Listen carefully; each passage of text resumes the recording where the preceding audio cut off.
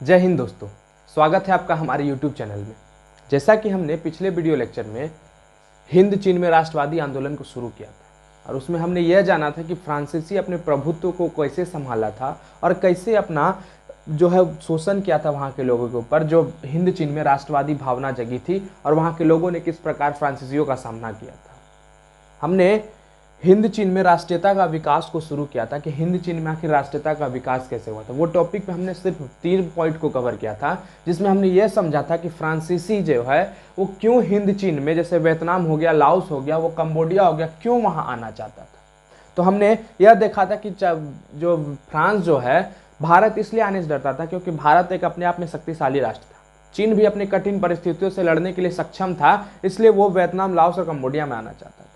ठीक है, तो आज हम लोग देखेंगे कैसे राष्ट्रीयता का विकास होता है।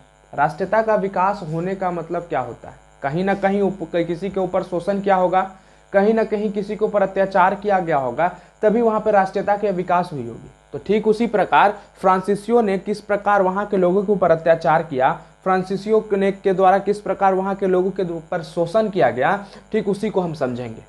तो फ्रांसीसियों ने प्रारंभिक शोषण जो था, फ्रांसीसी अपना प्रारंभिक शोषण मतलब जो शुरू किया था अपना शोषण करना, वो नगर और बंदरगाह से शुरू किया था। अब नगर और बंदरगाह से शुरू करने का मतलब क्या हुआ। नगर से शुरू करने का मतलब हुआ कि नगर में ज़्यादा पैसा आएगा, वहाँ से वो अपना अर्थशास्त्र को चला सकता है, जिससे वो अगर किसी भी देश में को शासन करना है हमको, तो वहाँ के लिए सबसे पहले इकोनॉमी हमको देखना पड़ेगा। इकोनॉमी मतलब वहाँ का पैसा हमको देखना पड़ेगा। और बंदरगाह पे इसलिए शोषण करना शुरू किया, पहले हवाई जहाज नहीं हुआ करता था, पहले ट्रेन का साधन नहीं हुआ करता था, सिर्फ उस समय एक ही साधन था, वो था नाव के जरिए इधर से उधर जाना। तो ठीक उसी प्रकार बंदरगाह जो था वहाँ पर सभी नाव आके लगती थी, जिससे क्या होता था कि वहाँ पर लोगों के ऊपर कर लगाया गया। तुम यहाँ पर अगर नाव लेके आएगा तो यहाँ पर कर दिया जाएगा, अब कर दोगे तभी हम तुमको यहाँ से सामान को वापस ले जाने देंगे। ठीक है, टोकिन मतलब वहाँ के लोगों के ऊपर जो है दिन पर दिन शोषण किया गया। शोषण किस आधार पर किया जाता था, सब पहले समझते हैं।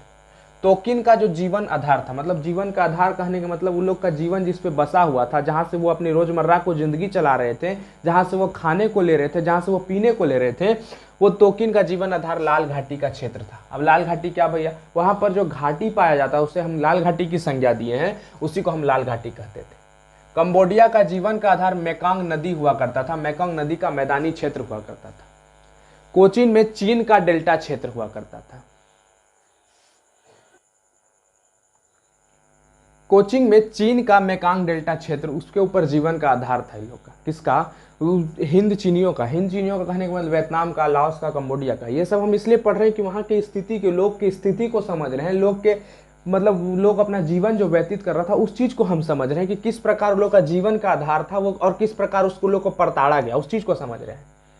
चीन का जो सटा हुआ राज्य हुआ करता था, उससे चीन जैसे चीन के सटे हुए जो राज्य हुआ करते थे उसमें खनिज संसाधन हमको मिलता था। खनिज संसाधन में कोयला मिल गया, जस्ता मिल गया, टीन मिल गया, टंगस्टन वगैरह वगैरह मिलता था। हम लोग पहाड़ी इलाके में रबर की खेती करते थे। वो लोग जो थे पहाड़ी इलाके में रबर की खेती करते थे और मैदानी क्षेत्र में धान की खेती किया करते थे। कौन, वियतनामी, लाओस वगैरह, कंबोडिया वगैरह के लोग किया करते थे। फ्रांसीसी की अगर देखा जाए, फ्रांसीसी जो है शोषण तो करता ही था, लेकिन फ्रांसीसी शोषण करने के साथ साथ कहीं ना कहीं कृषि का भी ध्यान रखता था। चाहता था कि कृषि अगर मजबूत हो गया तो पैसा हम लोग के पास अत्यधिक आएगा। अब पैसा आने का मतलब वो कृषि के ऊपर ध्यान देता था, तो मतलब कृषि की उत्पादकता को बढ़ाया। और उत्पादकता को बढ़ाने में सबसे बड़ा किसका योगदान, जल प्रबंध का। जल अगर मेरे पास नहीं रहेगा तो कृषि बढ़ेगा नहीं। तो ठीक उसी प्रकार कृषि को ध्यान में रखते हुए जल प्रबंध किया, जिससे 1931 में वियतनाम विश्व का तीसरा सबसे बड़ा चावल निर्यातक बन गया। सोच लीजिए,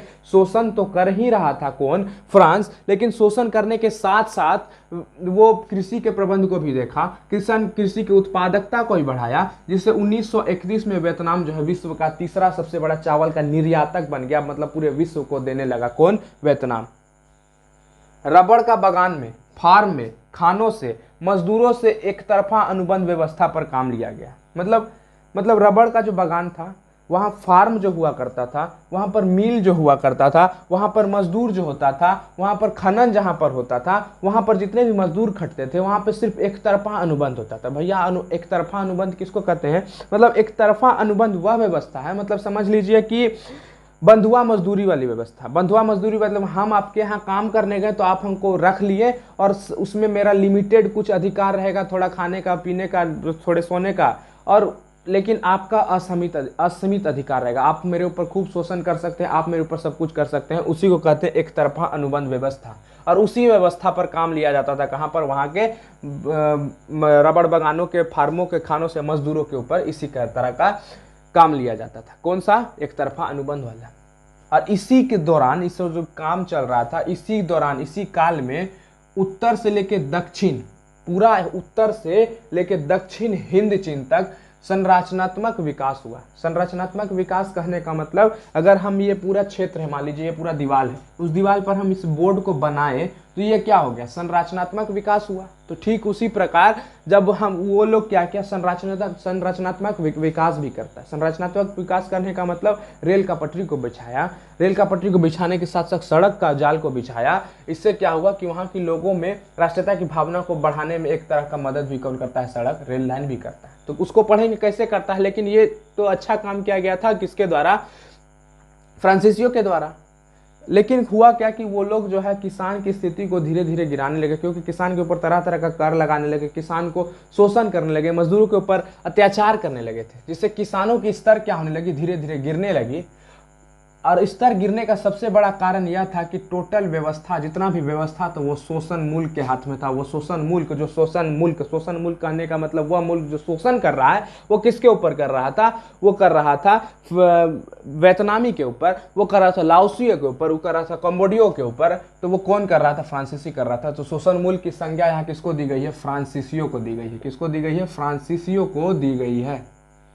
अब हम लोग कहीं ना कहीं एक चीज को और पढ़ेंगे इस सब के बारे में। भैया वहाँ शिक्षा का क्या व्यवस्था हुआ करता था? क्या फ्रांसीसी सिर्फ अपने बेटा बेटी को पढ़ाने का प्रयास कर रहे थे?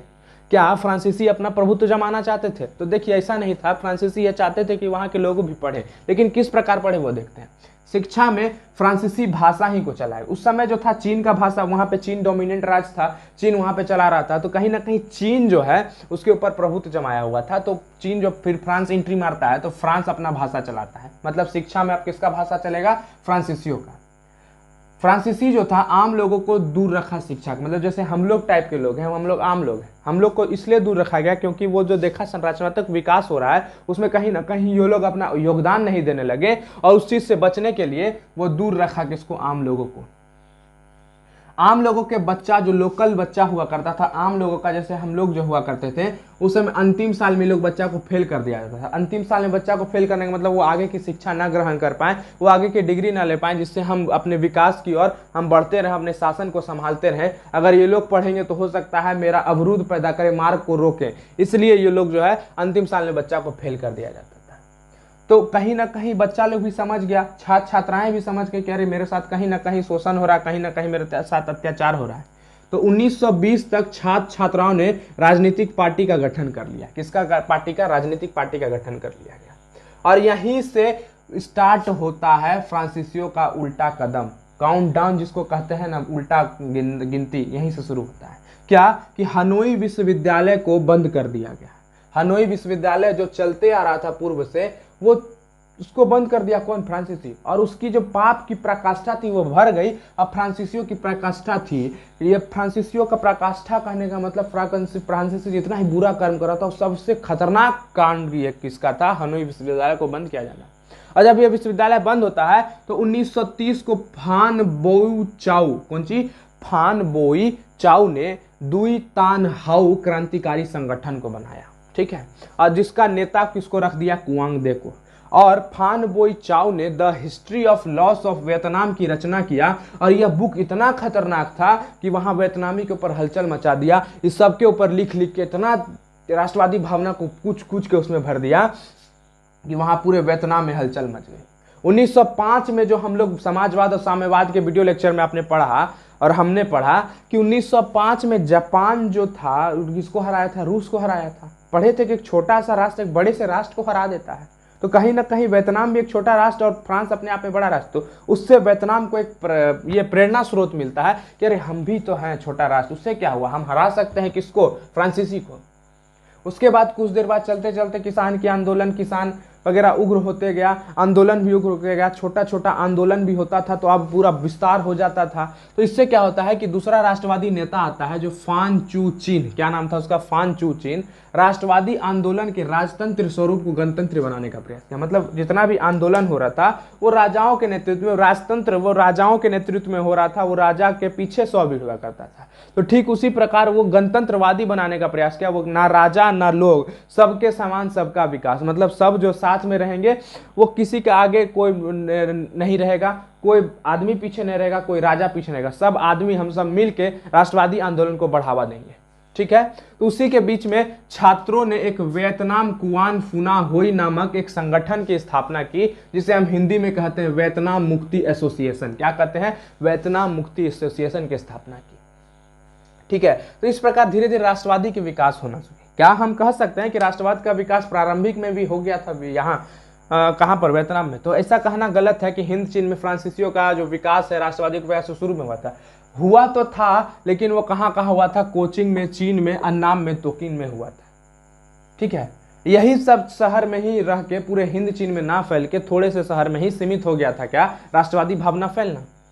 लेकिन विश्व युद्ध प्रथम आता है, और इस युद्ध जब शुरू होता है तो क्या होता है ना कि यहाँ जैसे कोचिंग चीन हो गया, वियतनाम हो गया, तोकिन हो गया, अन्नाम हो गया, यहाँ सब क्षेत्र का जितना भी हजारों की संख्या में लोग हुआ करता था, उस सब का लोगों को लेके चला गया कहाँ पर, विश्व युद्ध में लड़ने के लिए, और फ्रांस में बेगारी में लेके चला गया। जैसे बेगार कहते हैं ना कि तुम बैठल है तो तुम बेगारी में काहे बैठल है, तो ठीक उसी प्रकार बेगारी में कहाँ पे, फ्रांस में लेके चल गया यहाँ के लोगों को, हजारों हजार की संख्या में, और हजारों हजार की संख्या में ये लोग को जो युद्ध चल रहा था तो पंक्ति में भी आगे खड़ा कर दिया, लो तुम मरो। तो सब हजारों की संख्या में मौत भी हुई। जब मौत हुई तो यहाँ के लोग ने देखा, अरे इतना सारा मेरा आदमी बढ़ रहा है, तो कहीं ना कहीं उसमें एक राष्ट्रवादी आंदोलन के जरिए राष्ट्रवादी भावनाओं का विकास हुआ, और 1914 में वियतनामी राष्ट्रवादी दल का संगठन किया गया कि यहाँ के लोगों में भी दम खम है। और इस संगठन का पहला अधिवेशन होता है कैंटन में। कहाँ पर होता है, कैंटन में। लेकिन इस अधिवेशन को चलने नहीं देता है, अब फ्रांसीसी सरकार कुचल देता है। क्यों? क्योंकि देखता है कि ये तो इसके खिलाफ है, फ्रांसीसियों के खिलाफ। और क्यों बना था? क्योंकि वहाँ पर हजारों मजदूरों को मार दिया गया था, वो हजारों मजदूरों को आगे पंक्ति में खड़ा कर दिया गया था विश्व युद्ध के समय।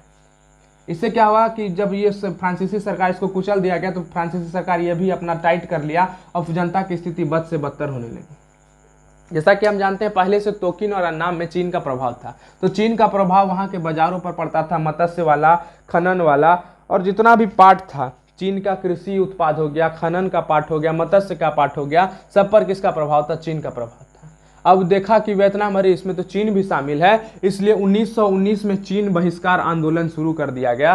और चीन बहिष्कार आंदोलन शुरू करने के साथ साथ क्या हुआ कि चीन के सभी सामानों को हटा दिया गया, चीन के सभी सामानों को बहिष्कार करना शुरू कर दिया कि चीन भी यहाँ पे एंट्री ना मारेगा, ना फ्रांस मारेगा। अब हम भी अपना राष्ट्र को आगे बढ़ाएंगे, हम भी यहाँ के लोग जो है मिलजुल कर आगे भावनाओं को बढ़ाएंगे। कौन से भावनाओं को? तो राष्ट्रवादी भावना को बढ़ाएंगे। तो ठीक इसी प्रकार राष्ट्रवादी आंदोलन जो है सफल होता है, राष्ट्रवादी विकास जो है सफल होता है। लेकिन धीरे धीरे जब फ्रांसीसियों को पता चलता है कि यहाँ पर राष्ट्रवादी विकास हो रहा है, तो वो अपने शासन को अपने हाथ में कैप्चर कर लेता है। तो आने वाले वीडियो लेक्चर में हम यह देखेंगे कि किस प्रकार वो शासन को अपने हाथ से संभालता है और किस प्रकार एकदम तगड़ा नियंत्रण करता है। तो उस चीज़ को हम लोग समझेंगे, और वो तगड़ा नियंत्रण जब करता है तो कैसे वहाँ के लोग उस चीज़ को उभरते हैं, कैसे वहाँ के लोग उस चीज़ से सहमते हैं, उस चीज़ को समझेंगे। तो आज के लिए हम इतना ही रखते हैं, और हम आशा करते हैं कि आज का वीडियो आपको समझ में आया होगा। तब तक के लिए धन्यवाद। जय हिंद।